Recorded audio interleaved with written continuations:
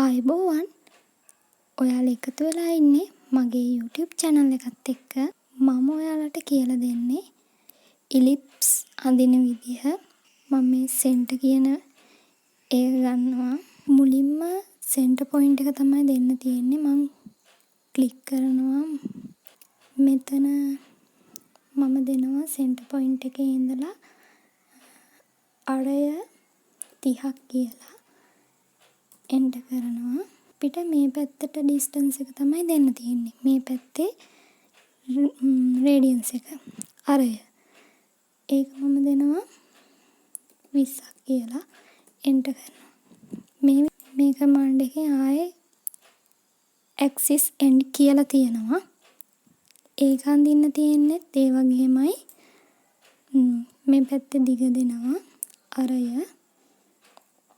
මේ පැත්තේ හරි මේ පැත්තට හරි දෙකකින් ඕන පැත්තකට දෙන්න පුළුවන්. මම මේ පැත්තට දෙනවා 40ක් කියලා. මේ පැත්තට මම දෙනවා අරක දුන්නේ 20ක් කියලා. මේකෙන් දෙනවා 20ක් කියලා.